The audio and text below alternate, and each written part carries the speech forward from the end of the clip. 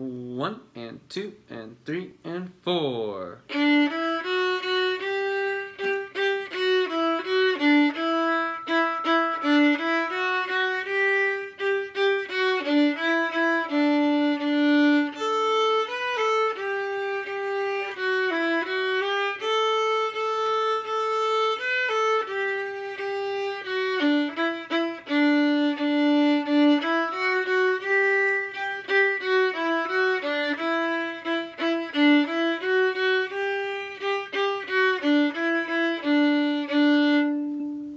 Alright, so that was Sword Dance. It's a fun little song.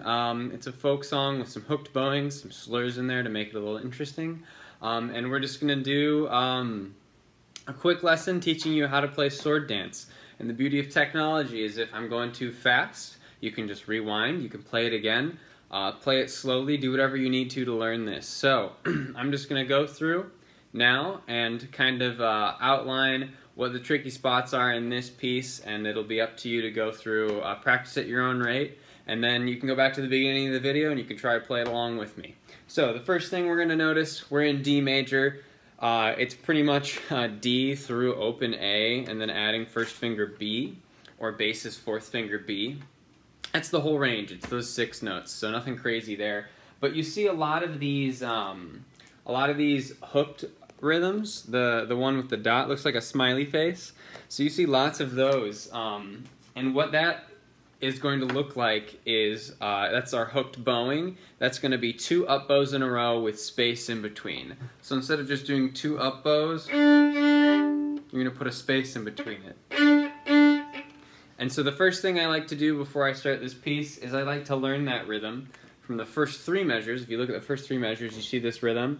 1 and 2 and 3, 4 and that rhythm happens for the first 3 measures, and in the last line it's 3 measures there too. So this rhythm is like, you know, 50% of the entire piece. So once you get this down and get this bowing down, you're going to be a lot better off. So I like to do this just on an open D, and notice the double up bow on the hooked bowing at the end there. So on an open D, you're just going to go down, up, down, up, down, up, up on that rhythm. 1 and 2 and 3, 4 and. It should sound like this. Ready? And here we go. A little space on that double up bow. I'm going to try that one more time. Ready? And here we go. Excellent. So, we're going to take that rhythm and we're going to apply it to the notes in the first measure. If you don't know the notes of the first measure, go ahead and go through and finger through them and learn them. And then we're going to do that same bowing with just the first measure. 3, 4. And there it is. And here's the notes on the second measure. Go ahead, pause and learn it if you need to. Ready? And second measure, go. And it's the same bowing each time. Here's measure 3, same as measure 1. Here we go.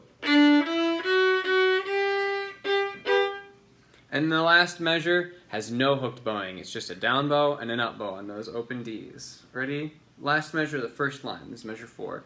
3 and 4. And there you have the first line, and there you also have the last line. So if you can get that bowing and get those notes down, not only do you have the first line, but you also have the third line. Let's look at the middle. The middle's a little bit trickier, especially that last measure. It's got a slur and a hook bowing in it.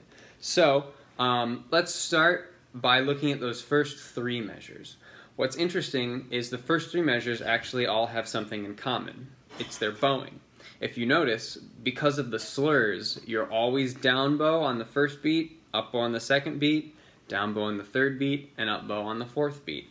So if I took away the music with the left hand and just did the right hand, it would look like I'm playing quarter notes.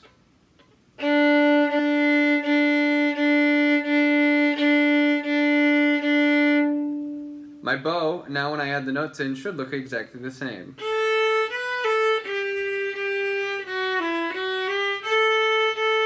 If you mute the video and go back, it'll just look like I'm playing quarter notes. Just down for a beat, up for a beat. So we're going to go 1 measure at a time, trying that out, slurring together those beats, so it's just always down, up. Here's that first measure, the second line. This is measure 5. take a look at the notes if you need to. Ready? And here we go. You have to be careful of that string crossing. After you do the open A, you switch right over to that third finger G. Bass is open, cello's fourth finger G.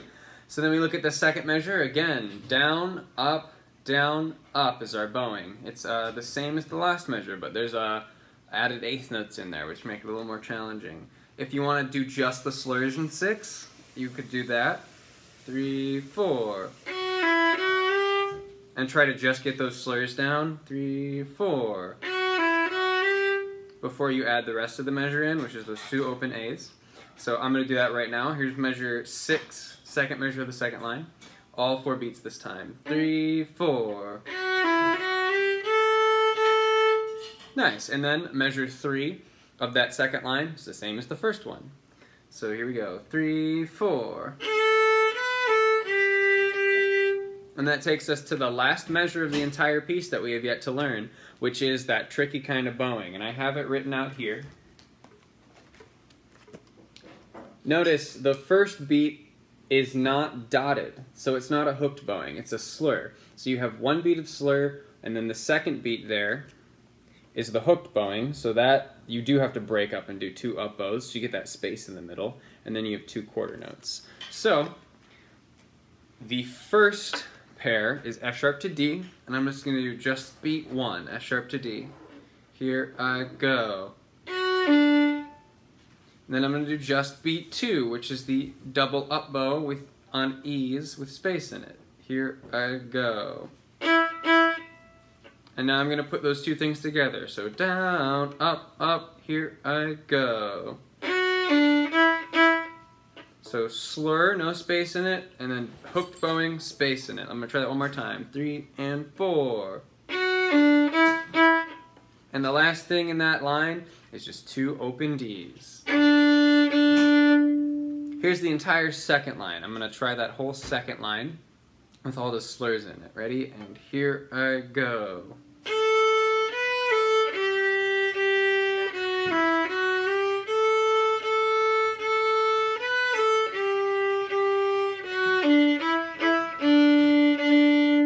So, practice whatever measure is giving you trouble in that. If you need to practice something more than one time, if you want to go back and relearn that first line and solidify it, go for it. But I'm just going to go one more time, and this time I'm going to play it. If you want to go back to the beginning of the video and play at that speed, awesome.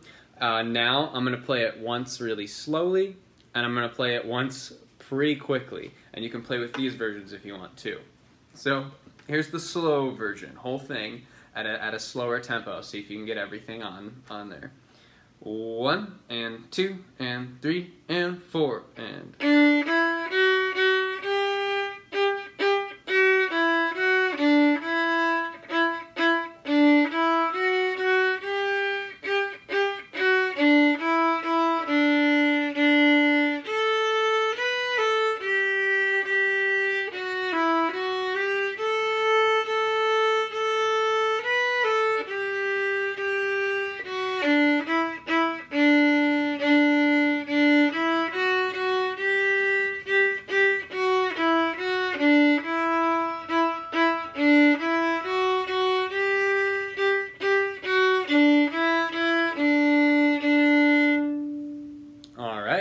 And then here's one more time, and we'll play it pretty quickly, just for fun. 1 and 2 and 3 and 4.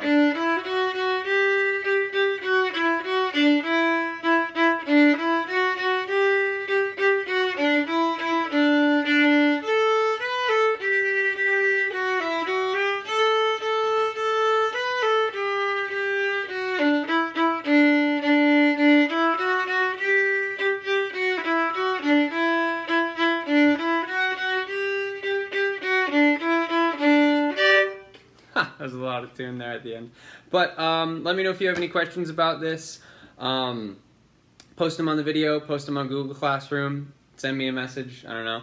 But let me know how you did, if you have questions, or if you just want to comment on what you think of the piece. And I will see you later.